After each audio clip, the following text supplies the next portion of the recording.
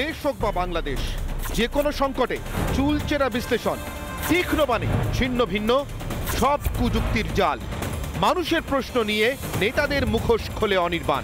Prime টাইমে সন্ধ্যে 6টায় 1 নম্বর অনির্বাণের অগ্নিবাণ।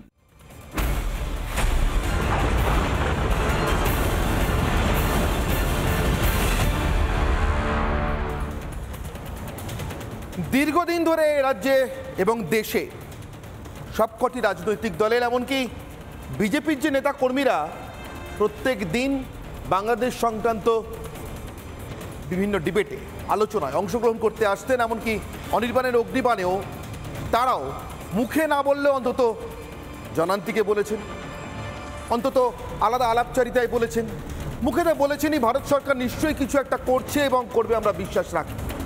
আর ভীষণভাবে মন থেকে চেয়েছেন একটা কড়া বার্তা যাক বাংলাদেশের জন্য।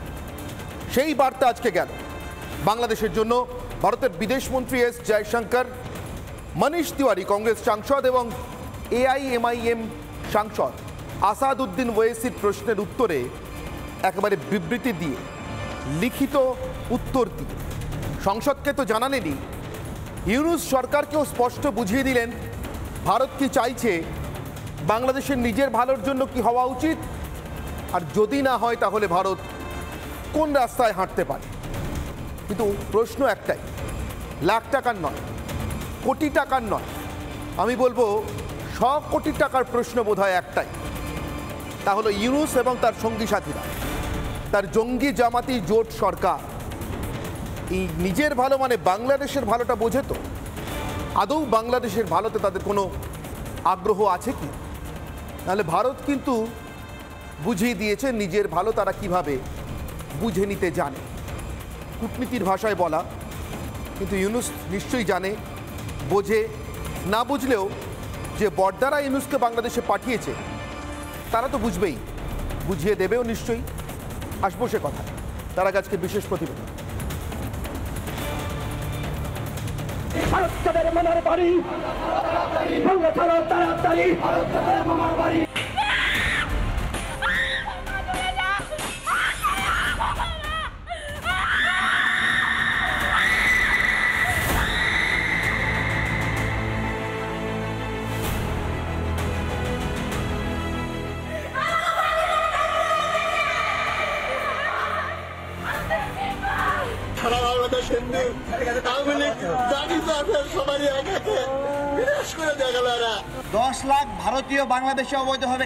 Bangladesh, we have a good history of development projects.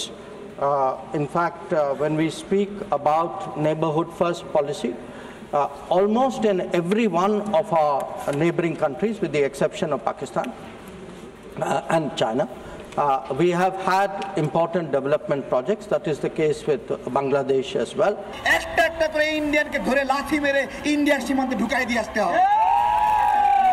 With regard to the treatment of minorities in Bangladesh, it has been a source of concern. There have been multiple incidents of attacks on them. We have drawn our concern to their attention. Recently, Foreign Secretary visited Dhaka. This subject came up during his meeting, and it is our expectation that in its own interest, Bangladesh would take measures so that its minorities are safe. And it is our expectation that in its own interest, Bangladesh would take measures so that its minorities are safe. নিজের ভালো বুঝলে কি আর পথে নেমে ভারত বিদ্বেষ ছড়ানোর স্পর্ধা দেখাতো ইউনূস জামাত জোট? 4 দিনের মধ্যে আমরা কলকাতা দখল করে নেব। আমরা বলে দিচ্ছি 7 দিনের মধ্যে কলকাতা, আসাম, ত্রিপুরা আমরা দখল করে ফেলবো। সেভিন সিস্টার বলতে কিছু নাই, প্রয়োজন হলে ওটা বাংলাদেশের সাথে একত্রিত হয়ে যাবে ইনশাল্লাহ। সেই দিন বেশি সময় নাই, সেই দিন বেশি দূরে নাই। কোন লক্ষ্যে এই হম্বিতম্বি? ভরসাই বাকে সেই পাকিস্তান তো।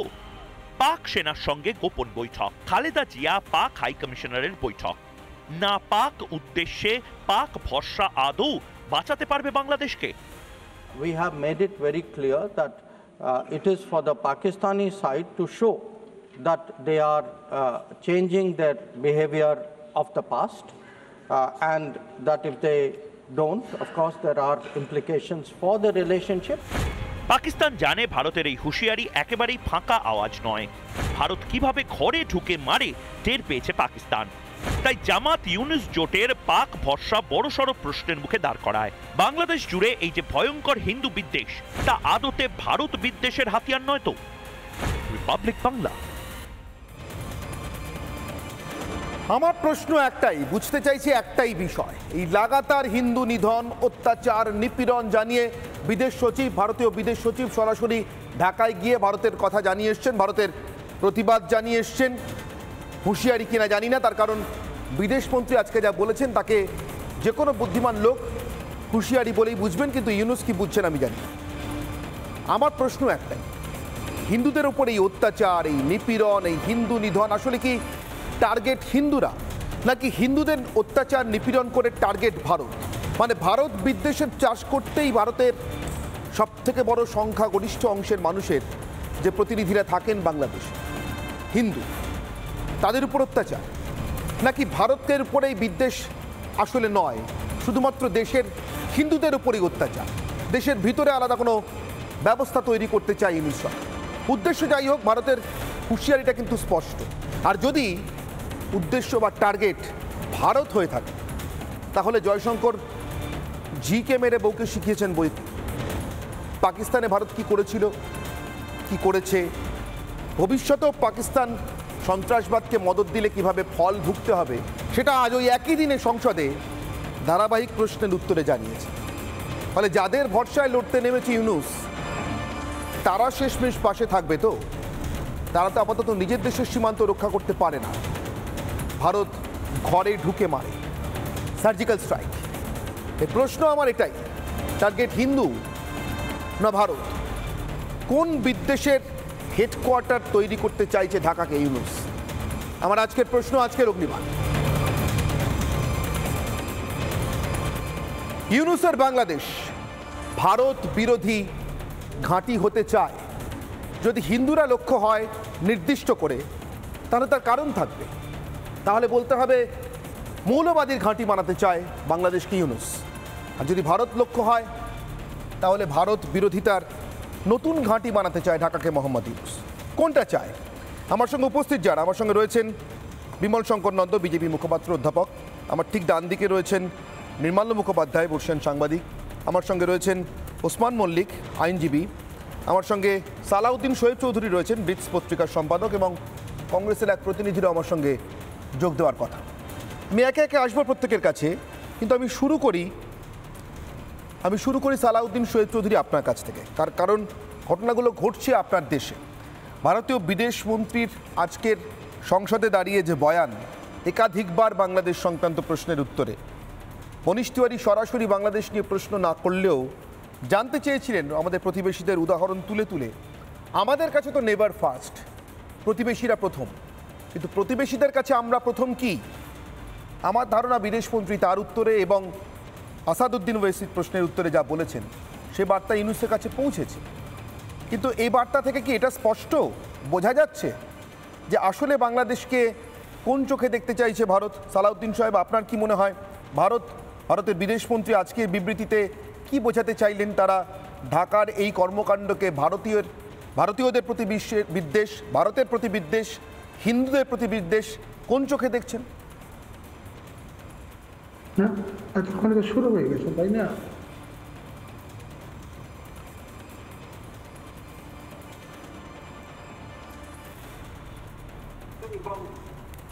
এটা তো আবার তো শোনা যাচ্ছেন সালাউদ্দিন সাহেব? না, বাংলাদেশকে কোন চোখে দেখতে চাইছে ভারত? সালাউদ্দিন সাহেব, আপনার কি মনে হয় ভারতের বিদেশমন্ত্রী আজকের বিবৃতিতে কি বোঝাতে চাইলেন? তারা ঢাকার এই কর্মকাণ্ডকে ভারতীয়দের প্রতি বিদ্বেষ, ভারতের প্রতি বিদ্বেষ, হিন্দুদের প্রতি বিদ্বেষ কোন চোখে দেখছেন?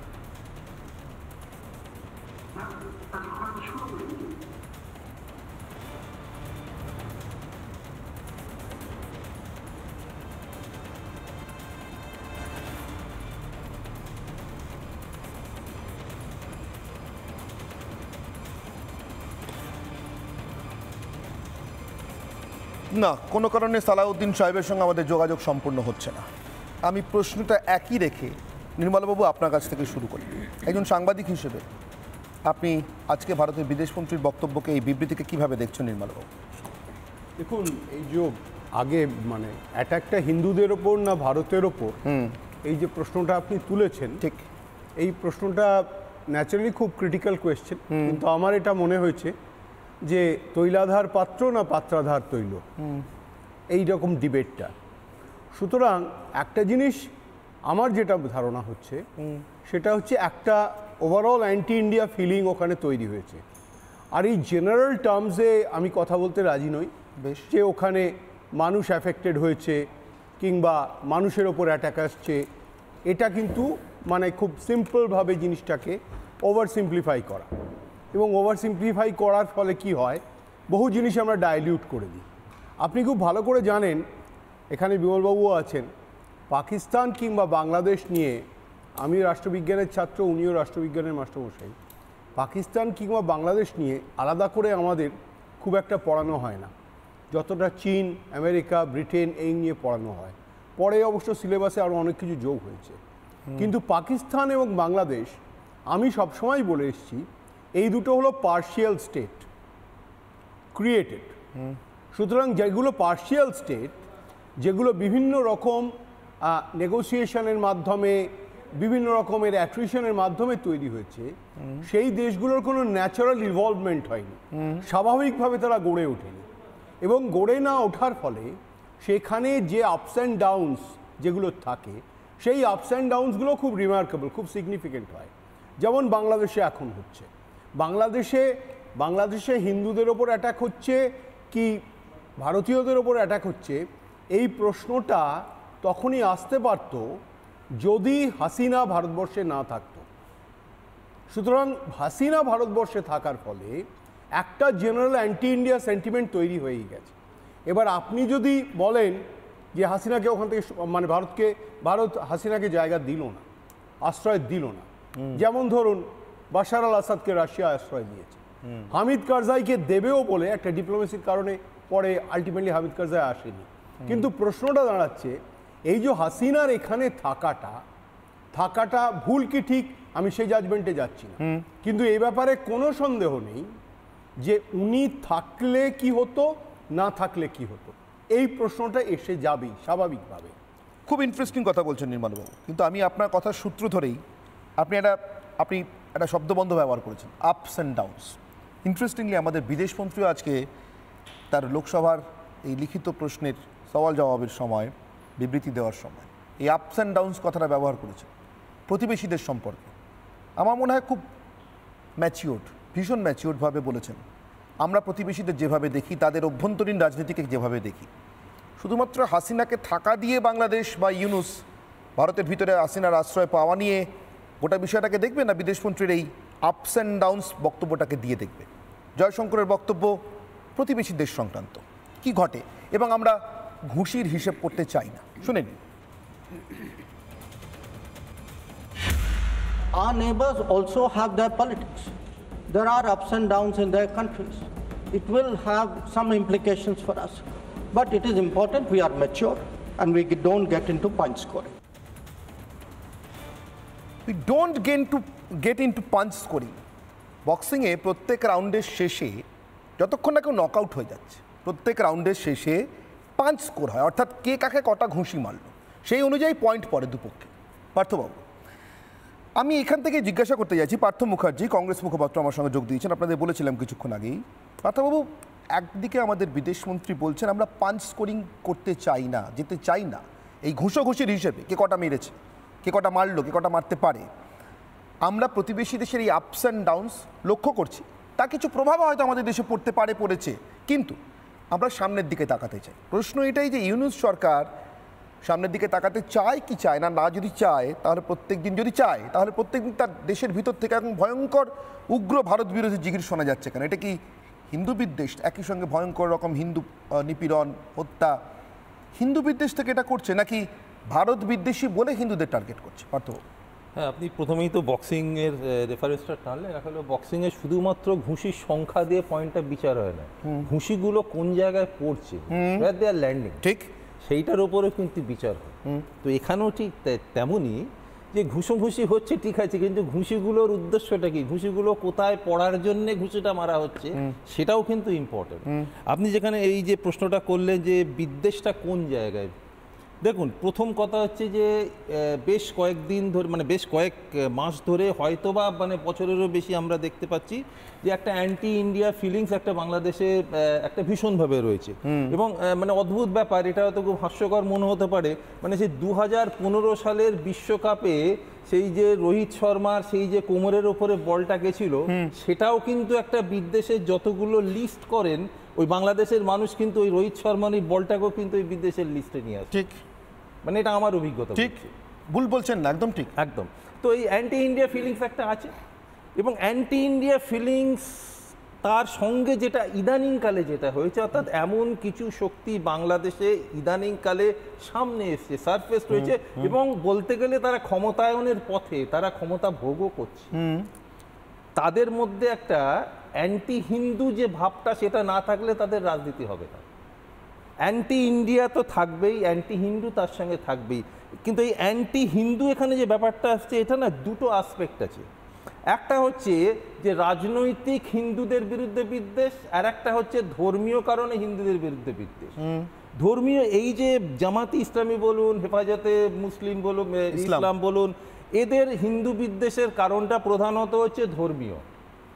আর এক দল যারা বিরোধী রাজনৈতিক প্রতিপক্ষ হিসেবে পরিচিত, তারা হিন্দুদের বিরুদ্ধে যে আক্রমণটা করছে তার প্রধান কারণ হচ্ছে যে হিন্দুরা মোটামুটিভাবে সাধারণত আওয়ামী লীগের সমর্থক, এটা একটা তাদের পরিচয় আছে। তো আওয়ামী লীগের সমর্থক হওয়ার জন্য হিন্দুদের যে কারণে মানে তারা আক্রমণের শিকার হচ্ছে, সেই কারণে কিন্তু তার অনেক বেশি সংখ্যায় মুসলিমরা আক্রমণের শিকার হচ্ছে। ফলে আমি ওইটাকে অ্যান্টি হিন্দুর ওই অ্যাসপেক্টে আমি আনতে চাইছি না, কারণ ওটা একদম রাজনৈতিক।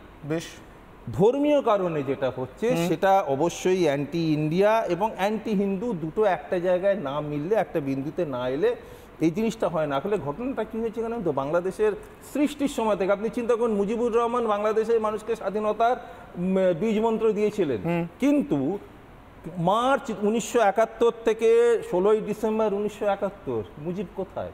তিনি তো পাকিস্তানের জেলে। ভারতবর্ষের স্বাধীনতা, এই বাংলাদেশে স্বাধীনতা আন্দোলনের সঙ্গে মুজিবুর রহমানের কোনো রকম কোনো প্রত্যক্ষ যোগ ছিল না সেই সময়। তিনি তখন পাকিস্তানের জেলেবন্দি, তিনি জানতেন না হয়তো যে যুদ্ধের কী পরিস্থিতি, যুদ্ধ আদৌ হচ্ছে কিনা। তাকে একটা কবর খুঁড়ে দেখানো হতো যে এই যে আমরা সমস্ত এই করে দিয়েছি, ভারতও আমাদের পদাতলে চলে এলো, এবার আপনাকে এখানে কবর দিয়ে দেবো। তিনি তো জানতেন যে তাকে সেখানে কবরই দিয়ে দেওয়া হবে। তো তিনি যখন মুক্তি পেলেন, তিনি বাংলাদেশে যখন ফিরলেন, ক্ষমতায় বসলেন, তিনি দেখলেন যে নজরুল ইসলাম, আসামো আব্দুর রব, তাজউদ্দিন আহমেদ, এদের মতো মানুষগুলো ঠিক তার মতোই প্রায় সম্মান পাচ্ছে। তিনি সেটা মেনে নিতে পারলেন না। তার একটা 10 ফিটের মূর্তি হলে তাজউদ্দিন আহমেদেরও একটা 8 ফিটের মূর্তি হবে, এটা তার পক্ষে মেনে নেওয়া শক্ত হবে। এটা কংগ্রেস বলছে, তিনি আওয়ামী লীগটাই ভেঙে দিলেন। আমি আপনাদের প্রশ্নটা করলেন, আমি তার উত্তর আমি আমার খুব ইন্টারেস্টিং লাগছে নির্মলা বাবু, বিমল শঙ্কর বাবু, আপনারা শুনছেন নিশ্চয়ই। আমি বাংলাদেশের ঘটনাটা বলছি। তিনি করলেন কি, আওয়ামী লীগ ভেঙে দিলেন, তিনি বাকশাল গঠন করলেন, ওয়ান পার্টি রুল করলেন।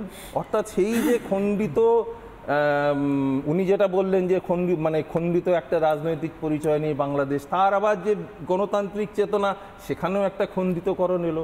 এবং স্বাভাবিক, এইসব দেশগুলো যখনই গণতন্ত্র খণ্ডিত আকার নেবে, সেই খণ্ডিত সেই অংশটার মধ্যে কিন্তু ধর্ম বিদ্বেষ ক্রমে ক্রমে ঢুকবে। আমি এই কিউটা মনে রাখলাম, আমি এই কিউটাতে এখনই যাচ্ছি না, তার কারণ এখানেও একটা খুব ইম্পর্টেন্ট, খুব গুরুত্বপূর্ণ বক্তব্য আজকে এস জয়শঙ্করের আছে। 71 সাল পর্যন্ত তিনি ফিরে যাননি, কিন্তু খুব গুরুত্বপূর্ণ একটি পয়েন্ট বলেছেন, আমি সে কথা আসবো। কিন্তু তার আগে বিমল শঙ্কর বাবু, আমি আসলে কি বুঝতে চাইছি, অনেকেই ভাবতে পারেন যে ভারত বিদ্বেষ আর হিন্দু বিদ্বেষ আবার আলাদা হয় নাকি। আলাদা যে হয় বিমল শঙ্কর বাবু, ধরুন আমি বলছি প্রত্যক্ষভাবে আলাদা হয়, করা যায়, কারণ আমাদের আরেক প্রতিবেশীকে দিয়ে, দুই প্রতিবেশীকে দিয়ে আমরা জানি, পাকিস্তান একই সঙ্গে ভারত বিদ্বেষী, হিন্দু বিদ্বেষী, তার জন্মলগ্ন থেকে, তার ডিএনএতে রয়েছে, রাজনৈতিক ডিএনএতে। কিন্তু চীন সরাসরি হিন্দু বিদ্বেষী নয়, সে সরাসরি ভারত বিদ্বেষী, কিন্তু হিন্দু বিদ্বেষী যে কোনো কার্যকলাপ, যে কোনো সন্ত্রাসবাদীকে সে আশ্রয় দেয়, এনশিওর করে তার যেন কোনো শাস্তি না হয়। মাসুদ আজহারের ক্ষেত্রে এই দুটোই আছে। বাংলাদেশ কি দুটোরই, মানে ঢাকা কি এখন মৌলবাদীদেরও রাজধানী হবে, ভারত বিদ্বেষীদেরও রাজধানী হবে একসঙ্গে? এইটা বুঝতে চাইছি। জাস্ট কয়েকদিন আগে আমার সঙ্গে এক ভদ্রলোকের আলাপ হলো, তিনি 70-এর পরে ভারতে এসছেন, তারপরে এখানে পড়াশোনা করে ভালো রেজাল্ট করে একটি বিশ্ববিদ্যালয়েও পড়াতেন। তিনি কতগুলো তার নিজের ব্যক্তিগত অভিজ্ঞতা বর্ণনা করছিলেন যে তার বাড়িতে যখন গাছের তলায় বসে বসে উনি পড়তেন, গরমে হয়তো গাছের তলায় পড়ছেন, পাশের একটি মুসলিম লোক এসে বলো পড়াশোনা করছো, খুব ভালো খুব ভালো, জিতে তো তুমি তো ভালো করবে, তারপর ভারতে চলে যাবে। বলে ভারতে কেন যাবো, এখানেই থাকবে, এখানেই থাকবো, এখানেই চাকরি করবো। না না, আরে আমাদের দেশটা তো মুসলিমদের দেশ। অর্থাৎ এই মুসলিম সাইকি একটা অংশ, আমি আবার বলছি, বাংলাদেশে মুসলিমদের একটা বড় অংশ, একটা ভালো অংশ, বড় অংশ হয়তো বলবো না, একটা অংশ কিন্তু যথেষ্ট লিবারেল, যারা এখনো শেখ হাসিনার ভাবনা চিন্তাগুলোকে ফলো করেন। তারা মনে করেন যে শেখ হাসিনা যে বিদেশ নীতিটা অনুসরণ করেছিলেন, একটু রিয়ালিস্ট ফরেন পলিসি, বাংলাদেশ বাঁচবে সেই বিদেশ নীতি অনুসরণ করলে, অন্য কিছু হলে আর যাই হোক বাংলাদেশ দেশটা ধ্বংস হয়ে যাবে। কিন্তু মুশকিল হচ্ছে এই সমস্ত জামাত ইসলামী বা রাজনৈতিক শক্তি হিসেবে বিএনপি, তারা জামাতেরই একটা কি বলবো অন্যরকম সংস্করণ। তারা তো বোঝে যে এই দেশটাকে যদি একদম মৌলবাদী করতে চাই তাহলে এই মানে শেখ হাসিনা বা আওয়ামী লীগের শেষ যে ঐতিহ্যটাকেও আমরা ধ্বংস করে দিতে পারবো, যার জন্য এখন পাগলামোটা শুরু হয়েছে। আমি একটা কথা প্রশ্ন করছি, যদি শুধু ভারত বিদ্বেষী হতো 1937-এ এখন যেটা বাংলাদেশ, সেই সময়ে বাংলার পূর্বাংশে এত হিন্দুদের উপর অত্যাচার শুরু হয়েছিল কেন? যখন সুহরাওয়ার্দীর নেতৃত্বে মুসলিম লীগ এখানে প্রাদেশিক আইনসভায় ভালো ফল করলো এবং যার ফল হিসেবে হিন্দুদের একটা বড় অংশ তখন থেকেই আসা শুরু হয়ে গেছে। আচ্ছা, 1946-এ নোয়াখালী এবং আরও জায়গায় যে ভয়াবহ দাঙ্গা হয়েছিল, তখনও তো ভারত জন্ম হয়নি, তাহলে ওটা হিন্দু বিদ্বেষী। 1964-এ ঢাকা, নারায়ণগঞ্জ, খুলনা এই অঞ্চলে মিথ্যেভাবে রটিয়ে দেওয়া হলো যে কাশ্মীরের হজরতবাল মসজিদে হজরত মোহাম্মদের চুল সেটা চুরি হয়ে গেছে। আচ্ছা, ওটা মিথ্যেভাবে রটিয়েছিল। যদি চুরি হতো, বাংলাদেশে হিন্দুদের অন্যায়টা কি ছিল? সেখানে এত হিন্দুদের উপর অত্যাচার, সেখানে এত হাজার হাজার মহিলাকে রেপ করা হলো কেন? মানে ঢাকা, খুলনা, ময়মনগঞ্জ, সিলেট, রাজশাহী সর্বত্রই। এবং তারপর সিরিজ অফ ইভেন্টস, এমনকি 1969, 70, 71 যে দাঙ্গাগুলো হয়েছিল, তার একটা বড় ভিকটিম ছিল মুসলিম মানে হিন্দুরা। অর্থাৎ একটা জিনিস নিশ্চিন্ত, আমি নিশ্চিত করে বলতে পারি যে এই যে বিদ্বেষ, সেটা বেসিক্যালি একটা হিন্দু বিদ্বেষ। অর্থাৎ ওখানকার মুসলিমদের যে মৌলবাদী অংশটা বেশ বড় অংশ, মোটেই ছোট অংশ নয়, তারা কিন্তু হিন্দুদের ওখানে রাখতে চাইছে না। তাদের মাথায় ঢুকে গেছে তারা ভারতে চলে এলে বাংলাদেশটাকে তারা পূর্ণরূপে একটা ইসলামিক রাষ্ট্র করতে পারবে। আরেকটা কারণ আছে এর মধ্যে, খুব হিডেন এজেন্ডা আছে, যেটা বিএনপির আমলে বিএনপিও করে দেখিয়েছে 2001 থেকে 2006, সেটা যে ওখানে হিন্দুদের একটা বড় অংশ তারা কিন্তু চেষ্টা করে পড়াশুনো করে তারা আইদার ভালো চাকরি করে বা ভালো ব্যবসা বাণিজ্য করে ওগুলোকে নেবে। খুলনাতে যে দাঙ্গা হয়েছিল 1964-এ, সে নিয়ে পরবর্তীকালে অনেক লেখা বেরিয়েছে। মূল টার্গেট ছিল হিন্দুদের সম্পত্তিগুলো নিয়ে নেবে। কারণ বাংলাদেশ এই মুহূর্তে পৃথিবীতে কিছু করতে না পারুক, জনসংখ্যাতে প্রায় পৃথিবীতে 1 নম্বর হয়ে গেছে, ওইটা বাড়িয়ে গেছে। তুমি এক্ষুনি চলে যাও নরওয়ে, সুইডেনে, তুমি একেবারে ঠান্ডায় হয়তো ঘরে ঢুকে বসে আছো, সেখানে 10টা বাংলাদেশিকে পাবে হাতে গ্লাস পরে ঢেকে, তারা ফুটপাতে হয়তো ব্যবসা করছে। ফলে আমি জাস্ট একটা লাইনে শেষ করি যে এদের লক্ষ্য হচ্ছে একদিকে হিন্দুদের সম্পত্তিগুলো নেবো, দ্বিতীয় হচ্ছে হিন্দু বিদ্বেষ, তৃতীয় যে ভাবনাটা পাকিস্তানের মধ্যে রয়েছে, শ্রীলঙ্কার মধ্যে কিছুটা রয়েছে, বাংলাদেশের মধ্যে, যে ভারতবর্ষ বেসিক্যালি একটা powerful state. Bharatvarsha powerful state হলে আমার এখানে যে ইসলামিক ব্রাদারহুডের কথা মুসলিমরা ভাবে, বিশেষত বাংলাদেশের এইরকম মুসলিমরা, পাকিস্তানিরা, ভারত তাদের মতো সবচেয়ে বড় বাধা।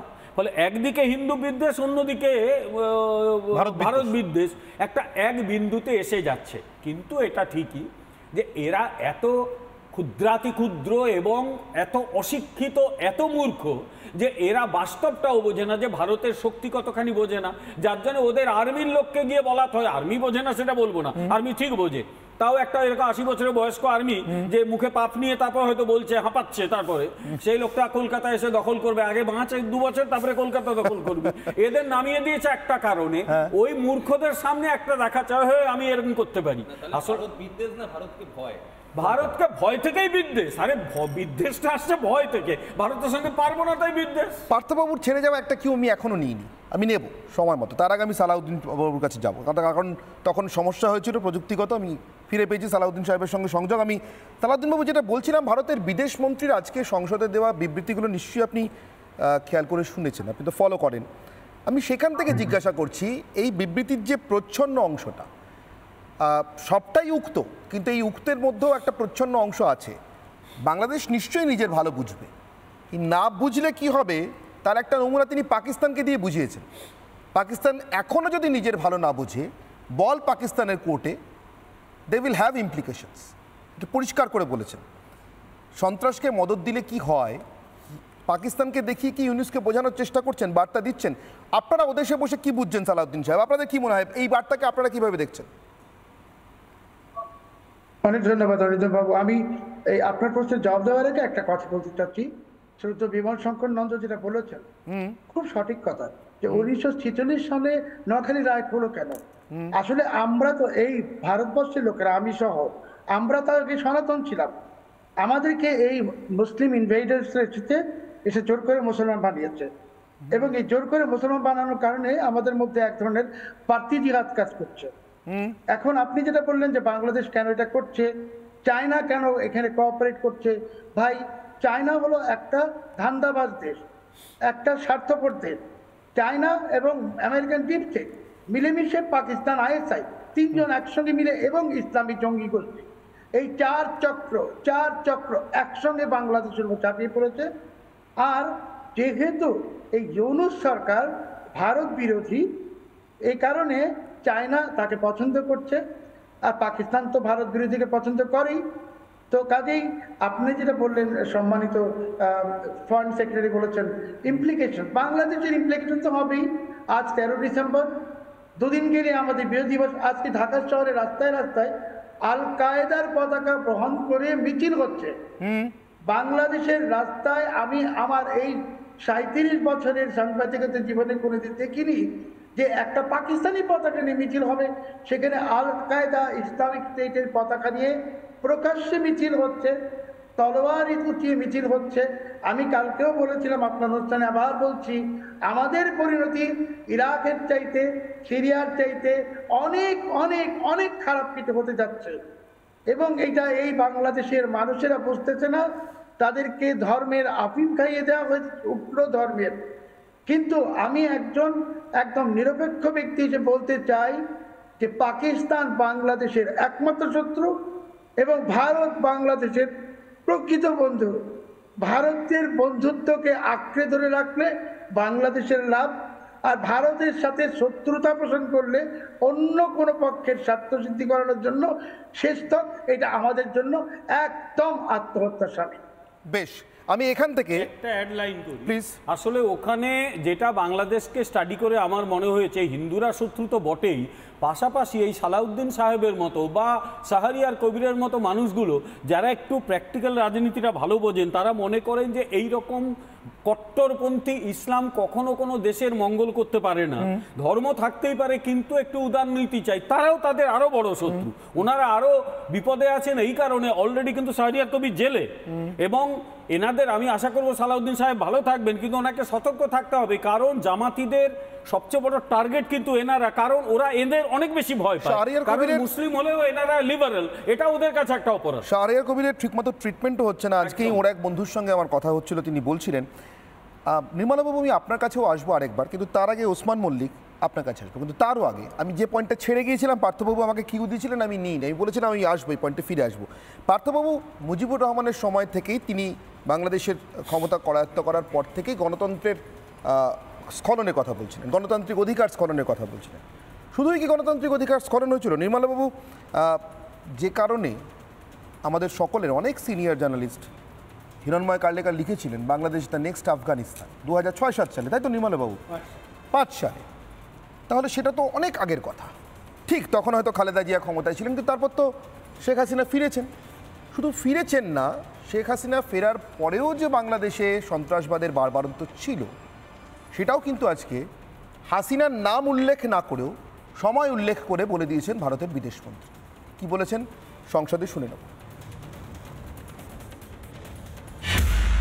I would like to remind the honorable member, sir, through you, that the very Maldives he is talking about was also the country from which Indian companies were driven out for an important project in 2012.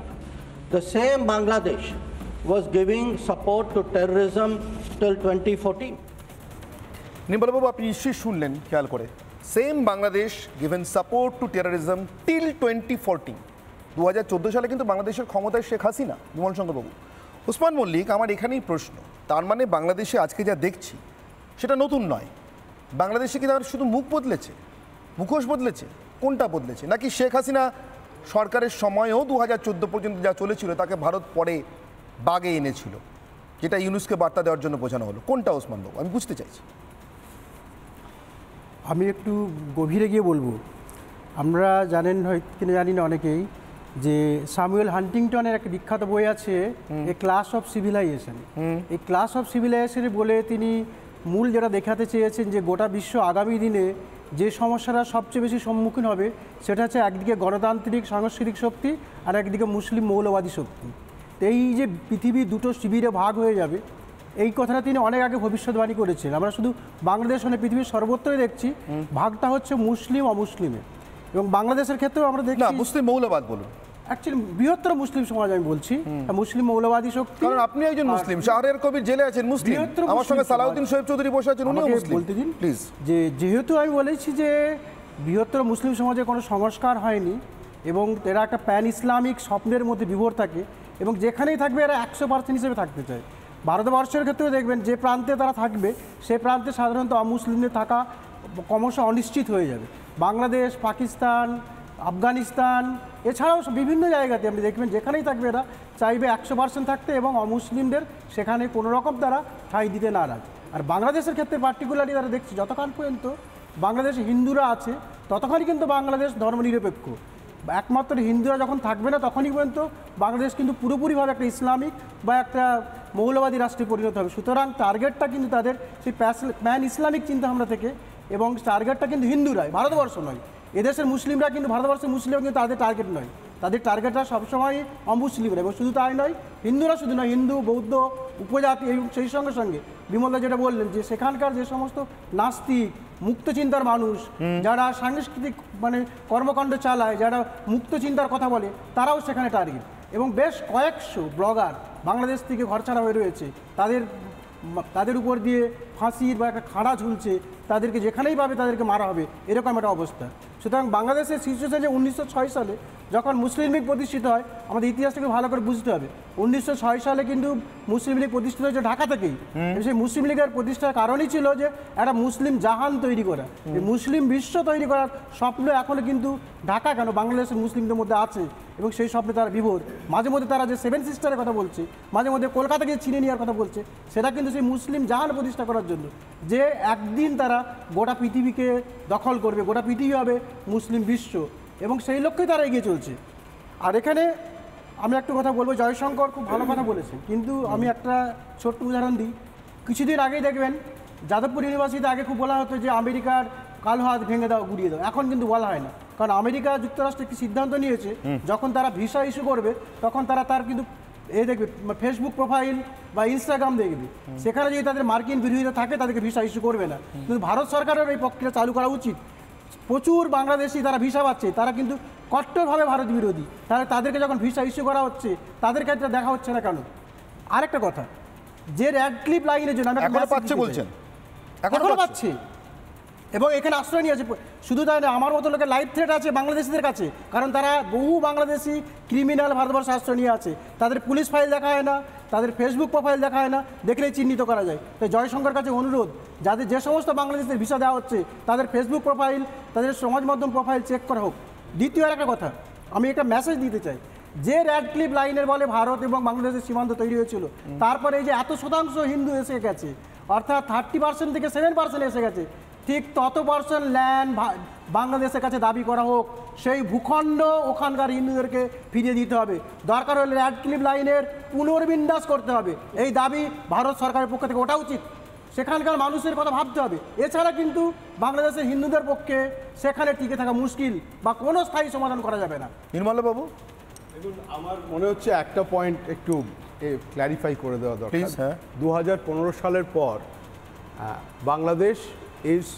বাংলাদেশের state religion is Islam, কিন্তু Bangladesh is not guided by the law of the shariat, এবং যেটা পাকিস্তানের ক্ষেত্রে হয়।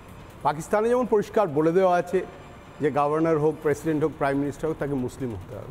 বাংলাদেশ কিন্তু সেদিক থেকে একটা সেকুলার ফ্যাব্রিক রাখে, কিন্তু স্টেট রিলিজিয়ানটা ইসলাম হয়ে যাওয়ার ফলে যে প্রবলেমটা দেখা দিয়েছে সেটা হচ্ছে যে কোনো হোক প্রিডমিনেন্স অফ ইসলামকে সেখানে রাখতে হবে, এইটা ওখানকার সংখ্যাগরিষ্ঠ যারা মানুষ তারা সেটা চাইছে। এই স্টেট রিলিজিয়ন ইসলাম কেন হয়েছিল তা আপনি জানেন, ওটা নিয়ে আলোচনা করার দরকার নেই। কিন্তু যেটা সবথেকে বড় কথা সাংবাদিক হিসেবে আমার মনে হয়েছে যে অ্যান্টি ইন্ডিয়া সেন্টিমেন্টটা বাংলাদেশ অ্যাফোর্ড করতে পারবে না অ্যান্টি হিন্দু সেন্টিমেন্টটা বাংলাদেশ অ্যাফোর্ড করতে পারবে। এক্স্যাক্টলি, এটা আমার কাছে এটাই পার্টিনেন্ট কোয়েশ্চেন। আজকে জয়শঙ্কর এইটাকেই ঘুরিয়ে বলেছেন। উনি কিন্তু বহু ইস্যুজ এনেছেন, সেই ইস্যুর মধ্যে চায়নাটা বাদ দিলে বেশিরভাগটাই ইসলামিক কান্ট্রিগুলো নিয়ে, গাজা, ইসরায়েল, তারপরে আপনার সিরিয়া, এগুলো সমস্ত আজকে এসছে পার্লামেন্টে। কিন্তু উনি যেগুলো ঘুরিয়ে ঘুরিয়ে জিনিসগুলো বলার চেষ্টা করছেন এবং খুব স্পেসিফিক্যালি উনি যেটা বোঝানোর চেষ্টা করছেন যে বাংলাদেশের এই অ্যাফোর্ডেন্স অফ অ্যান্টি হিন্দু আর অ্যান্টি ইন্ডিয়া দুটো যদি মার্জ করে তাহলে কিন্তু বাংলাদেশের সমূহ ক্ষতি। একটা ছোট্ট প্রশ্ন আপনার কিউ থেকে নিয়ে বিমল শঙ্কর বাবুর কাছে করব। বিমল শঙ্কর বাবু, আজকে এই কথোপকথনের মধ্যে আমি আর সেটাকে এখন কেটে দেখাচ্ছি না, কিন্তু আপনি বিশ্বাস রাখতে পারেন, আমি শুনেছি বলেই বলছি, এস জয়শঙ্কর বারবার উল্লেখ করছিলেন যে পশ্চিম এশিয়া বা মধ্যপ্রাচ্যের সমস্যার ধরনটা আলাদা, দক্ষিণ পূর্ব এশিয়ার সমস্যার ধরনটা আলাদা। আমি আবারও হিরণময় কার্লেকারের রেফারেন্স টেনে আপনাকে জিজ্ঞাসা করছি, উনি তখন বলেছিলেন যে মৌলবাদের হেডকোয়ার্টার শিফট করতে করতে আসছে। ঢাকা কি মৌলবাদের হেডকোয়ার্টার হতে চলেছে? এখন ব্যাপার হচ্ছে যে ঢাকা বা বাংলাদেশে যে ইসলামী শক্তি আছে, তার আগে মিস্টার ওসমান মল্লিকের যে suggestion, that's a good suggestion. আমি মনে করি এই ব্যাপারটাতেই আলোচনা হওয়া উচিত এবং কেন্দ্রীয় সরকারকে সাজেশন দেওয়া উচিত। এটা উনি সাজেশনটা ভালো সাজেশন দিয়েছেন।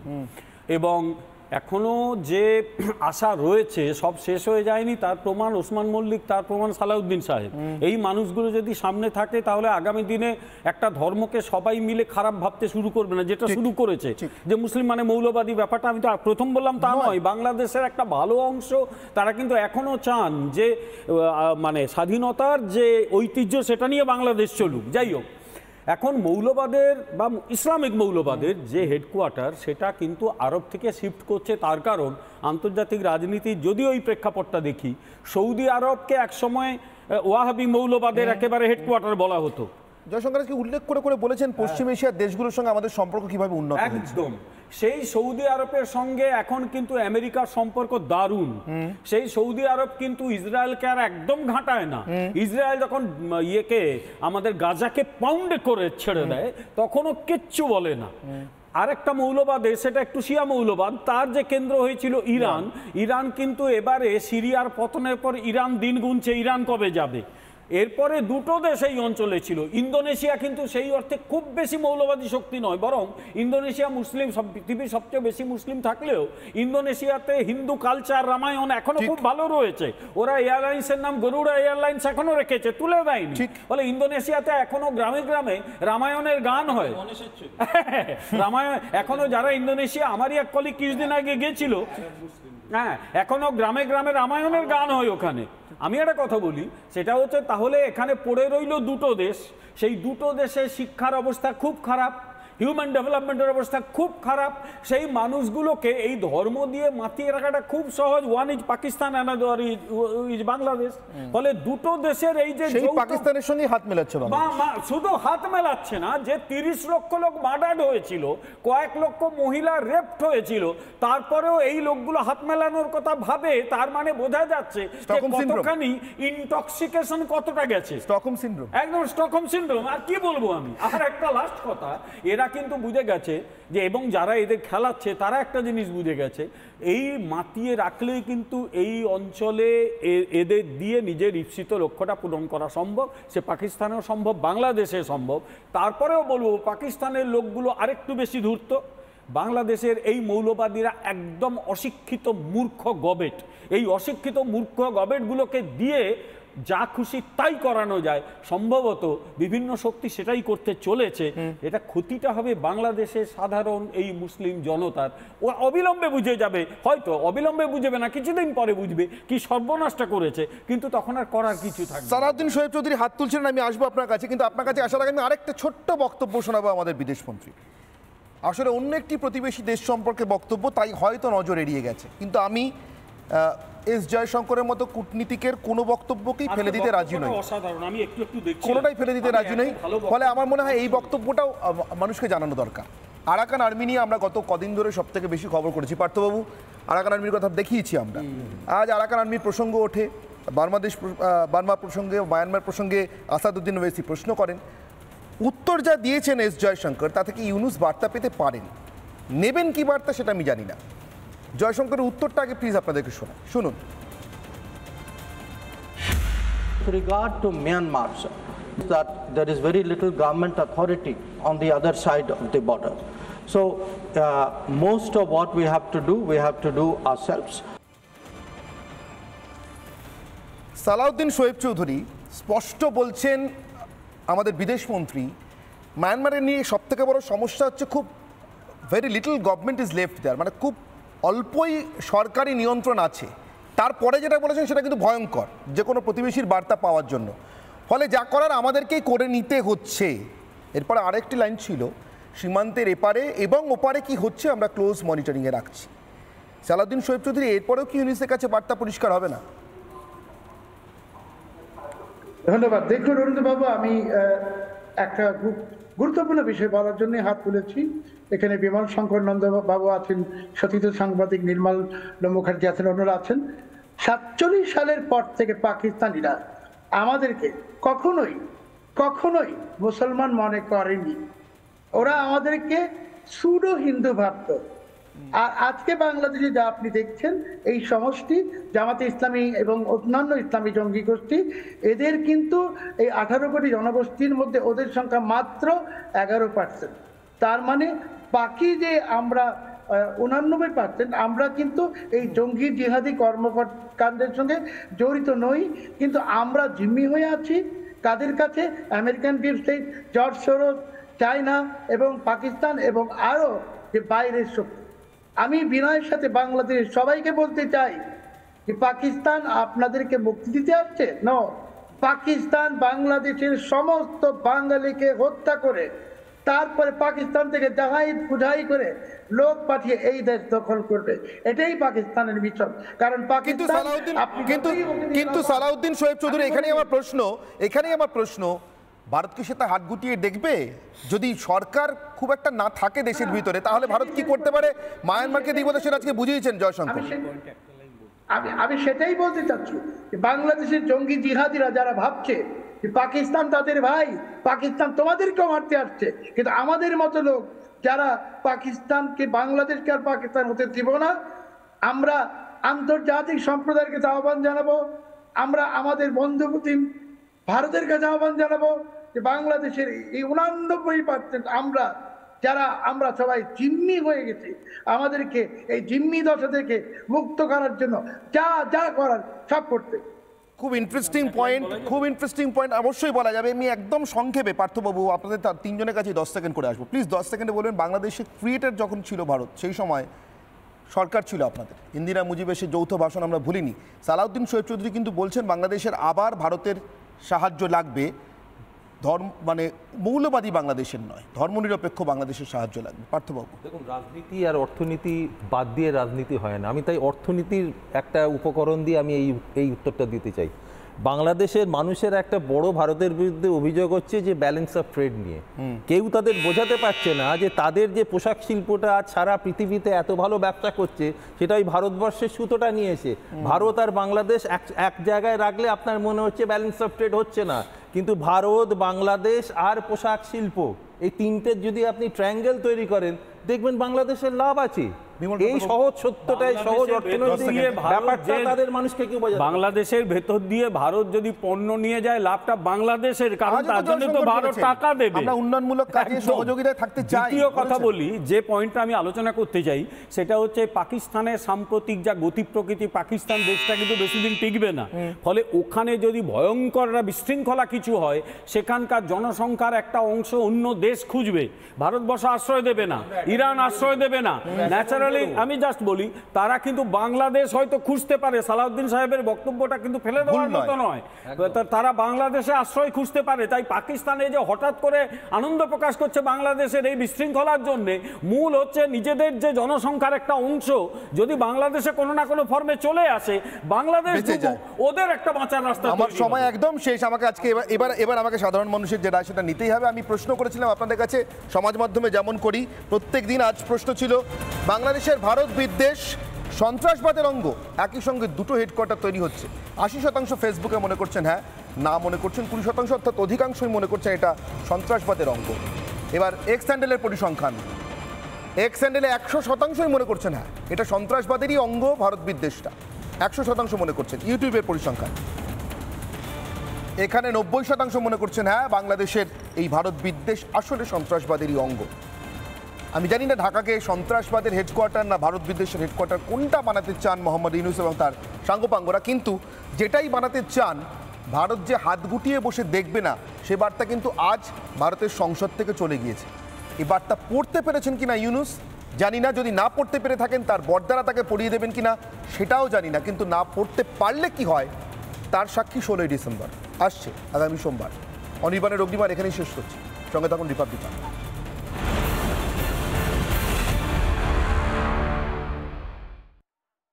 নানা ধরনের কন্টেন্ট দেখার জন্য লাইক করুন, শেয়ার করুন আমাদের ফেসবুক পেজ, সাবস্ক্রাইব করুন আমাদের ইউটিউব চ্যানেল। পাশাপাশি অন্যান্য ব্রেকিং নিউজের জন্য অবশ্যই চোখ রাখুন রিপাবলিক বাংলায়।